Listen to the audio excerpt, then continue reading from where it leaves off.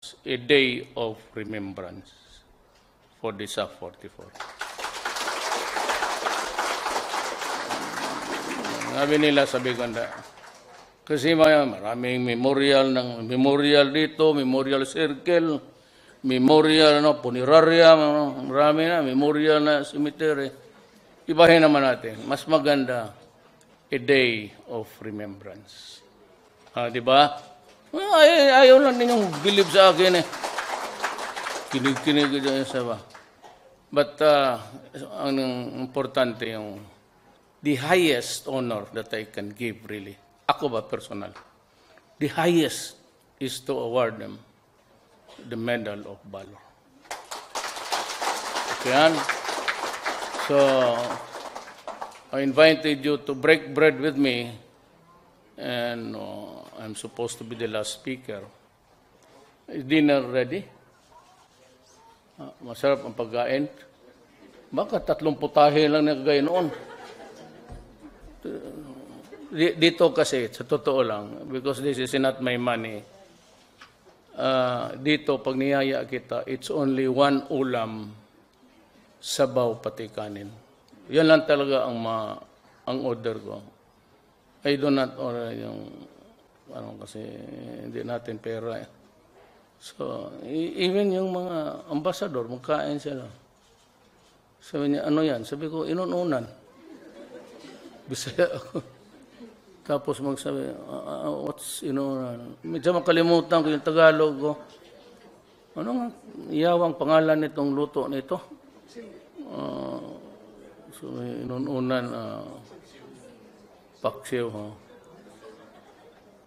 Pero dito, expert ang, pag kumain ka dito ng isda, milagro na talagang mabuto ka. Kung mabuto ka, ibig sabihin, kalaban mo yung, patayin mo yung ship. The bone there is really very great. You can, they always do it cleanly. But I have ordered maybe something more than to, and I'd like I know that you almost lost your appetite. Let us just remember them in a very special way. And I would even say that, God, please remember the SAF-44. They were all good men, and they sacrificed their lives for the country. And please do not forget their families. They have a long way to go, especially the children. May you be there always to take care of them, as they no longer have the father to guide them. But ako naman, somebody will give you a card. Whatever reason, sa lahat ng sundalo, gano'n ang ginagawa ko. Magpunta ako ng mga hospital lang para sa sundalo, police. There's 3 numbers there. For anything, may problema ka, hindi mo kaya, huwag kayong ma-insulto, ha? Do not be offended.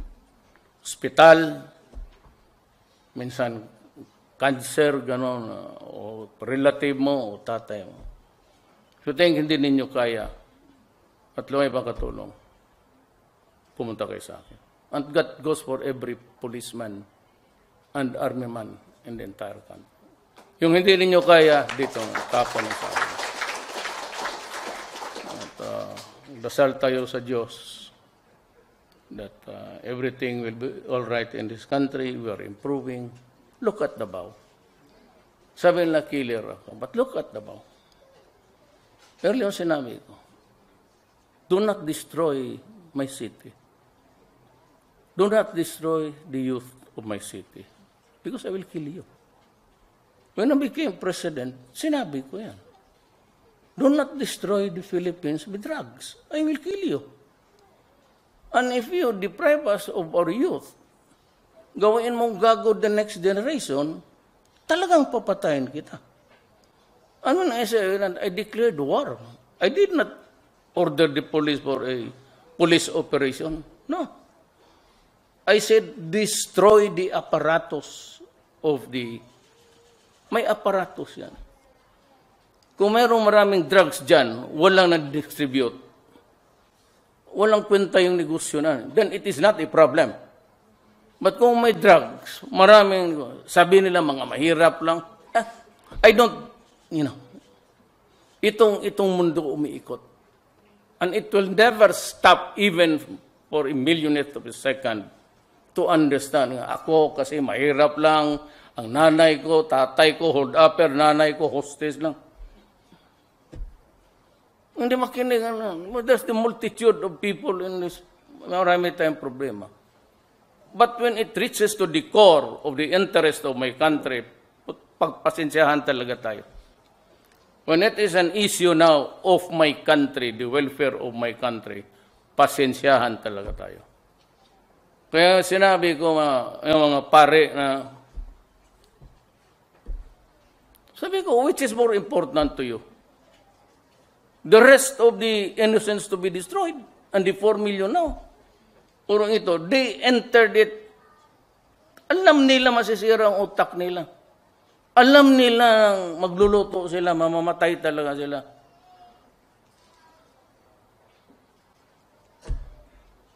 Tapos, every mass, okay, maghanap ko ng ibang reliyon. Wala kang Katoliko. Totoo. Yung Katoliko, mga bishops. They knew that they were not supposed to receive anything from government. But panahon ni Arroyo, they asked, Pajero, mga putang ina, tumanggap ang mga ulol. And they enjoyed. They didn't bother to say sa parokya ko, maraming gutom, maraming... It was pure graft and corruption.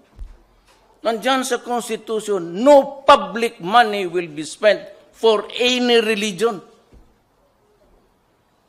Kayo pa una-una kayo ng expose. Nadala ba yung libro? I do not have it. Yung libro ng pare. So I'll make you a deal. Basahin ninyo itong libro na ito.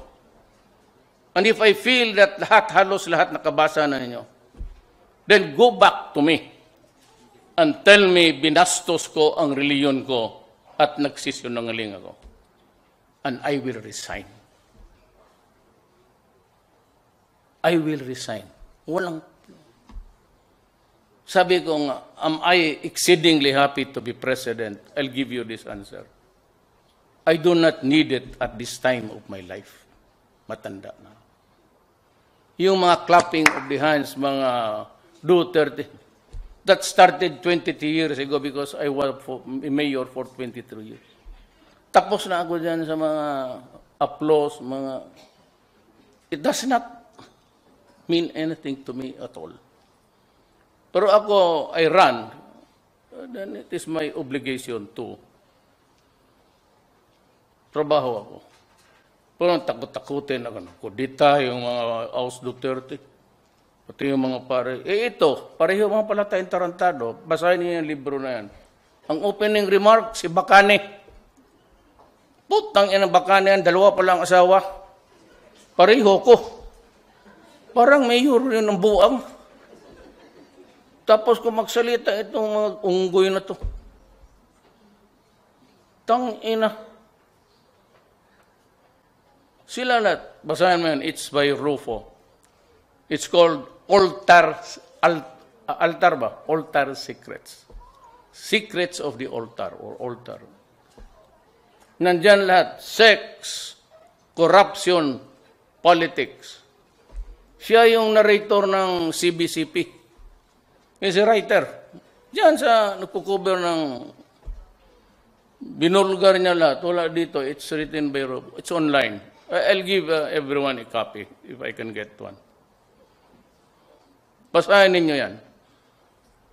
Ngayon, kung magsabi kayo, pag nabasa ninyo, nagkamali ako, nanguiting mag-resign ako.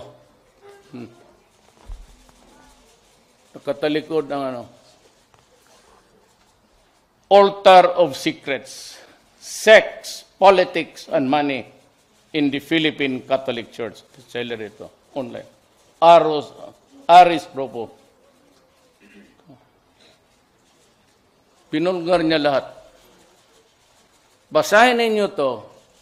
Pagkatapos kong sabihin ninyo, nagsinugaling ako, at wala yung, how do you say the basis in Tagalog? Wala kayong karapatan magmura. Magre-resign na po ako. Walang problema. Pero kung ito, pag nabasa nito, sabihin ko sa mga bishops ng conference, marami kayo eh. Pareho man pala ang baho natin, babae, ganon. Eh, puro kayo korupsyon. Oh, wala ako sa pera. Sa babae lang. Medyo limitado yung akin. Samunin ko kayong lahat, bishops conference. Mag-resign tayo bukas sabay-sabay. Okay? Resign. Ako mauna. I will deliver my letter of resignation. Hintayin ninyo kayong media. On bended knees, ilagay ko sa Rizal, dyan sa Luneta. As a Filipino. Oh. Lagay ko dyan. Pulutin ninyo. Provided lahat ng bishops, mag-resign kayo. Mag-resign kayo. Pareho lang ang baho natin. Nandito lahat. Oh. Pati yung mga seminaryo ninyo, paano ninyo pinag...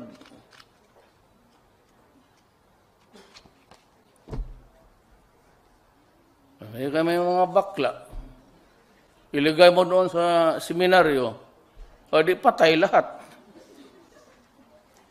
Oh, pare, Ateneo ako. Yun o sa Ateneo. Kung sino sa Ateneo siya, diba? Every Friday, mass yan, tapos confession. Dinodokot pa kami noon ng pare. Maniwala ka. Yung cabinet na yan, ang classmate ko dyan, 2, 3 kami. Kung mag-usap kami, kasi yung iyo mas malaki kasi nihipo ka kasi na pare araw-araw. Tangina, kayo nag-umpisa eh. Sige na, be. Explain to me. Ito, writer ninyo ito, CBCP narrator ninyo. Pauna-una kayo. Ako walang problema. Kung sabi, I challenge you now. I challenge the Catholic Church. You are full of shit. At mabaho rin kayong lahat. Corruption and all.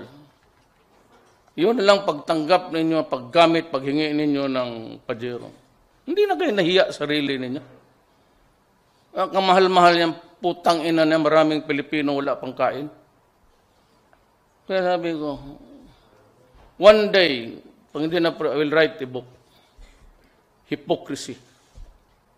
Lahat yan, politician, nagmamakalinis, manwari.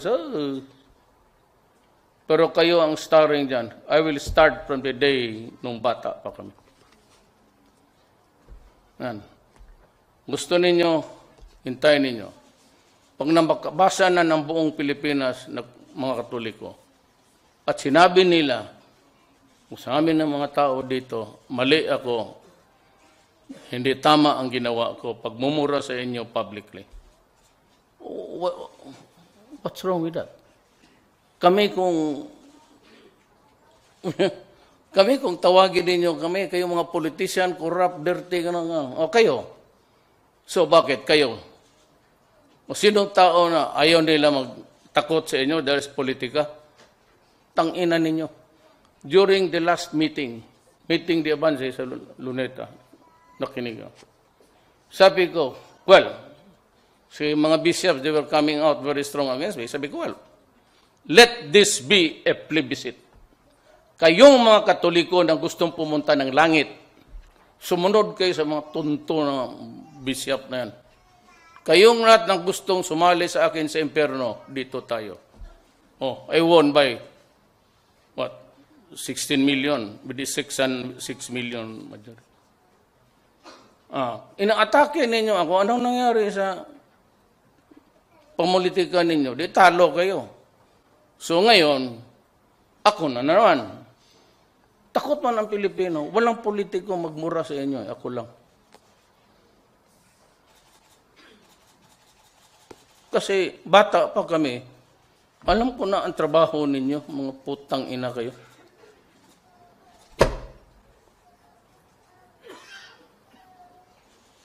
Nga pa style ninyo. Matagal ko na talaga itong tinatago, mga letse kayo. Pag may namatay, ayaw ninyong basbasan o magmisa kayo pagkalinggo. Ngayon, Sunday, wala. Nagmamadali yung mga mahirap sa buhay kasi mabaho na ang patay. Ang kaya nilang bayaran lang 1 o 2 araw na ang pag-imbalsama. O di sabihin, pagalitan, wag! Pinauwian. Bukas na. Linggo, wala. Pagdating doon sa simbahan, mabaho na, murahin ninyo.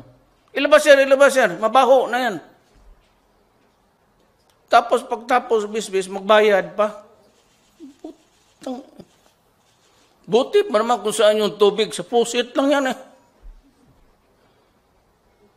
Bas-bas. Wala ka ng bas-bas. Puro chlorine yan. Maghanap kayo ng ibang. But there is God.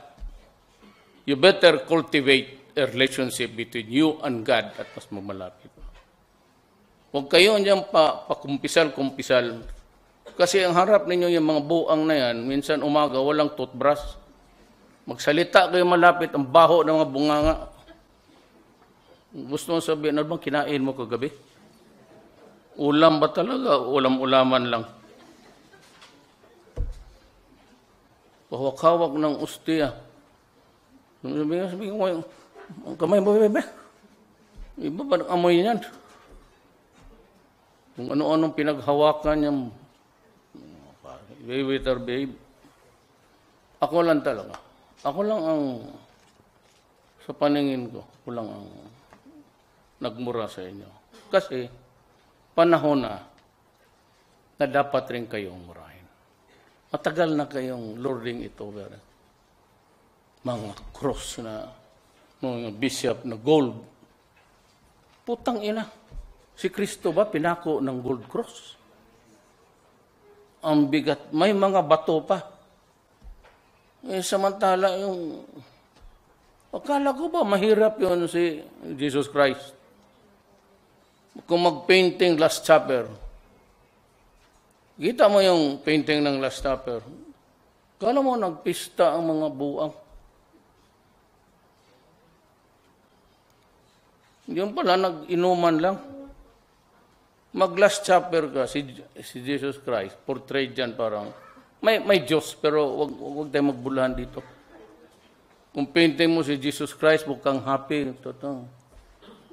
Mayroon bang tao na patayan kinabukasan, may panahon ka pa magtawa-tawa dyan? Kalukuha itong Katoliko. Ito sabihin ko, ang asawa ko, Baptist. So, nung kampanya, wala man akong pera. So, yung nirerenta ko na aeroplano, purot-purot. Minsan, nawalaan pa ng break doon sa Zamboanga. Nawalaan ng break, diretso-diretso na. Kasi yun naman ang pinakamura. Tapos, panginang hira mo. Wala akong hiningi na tulong. Kalaban ko ang simbahan. Anyat Taiwan. At alam ninyo na minumura ka na yung mga parang. Madali lang man nga kasi. Yung you use the pulpit during the campaign. Yung mag-atake ka. Kasi may, ano ko kasi mayor, tingnan mo Davao. Kaya nakapunta ng Davao. Tingnan mo ano kalinis. Lumabas ka ng gabi sa Davao. Sabi nila, wala kasi pinagpapatay. Ay, di, mabuti. Bakit may sakripisyo yung inosente? Ayan, polis na yan. Ano ang direksyon ko sa kanila? Ayan si Kuy Buhay pati. Palakarin ninyo ang inyong asawa at anak. Papasyalin mo ng alas 12 hanggang alas 4. Pag umuwi ng bahay na walang molestya, walang kabastusan na gawa sa kanila at buhay. Yan ang standard na sundin ninyo. Pag hindi ninyo kaya, ano sila, Koy, huwag mong tanggapin yung maghanap kayo ng iba. Yun ang standard. Kaya hanggang ngayon, ganun yan. Pag may nangyari dyan, naglakad, tatawagin ko ang station commander. Pero ako, sa police, tanungin mo yan sila. Yung ano yung peace and order ko, binibigay ko sa kanila. Down to the last precinct commander, sabihin ko sa inyo, 15,000 lahat yan. Buwan-buwan.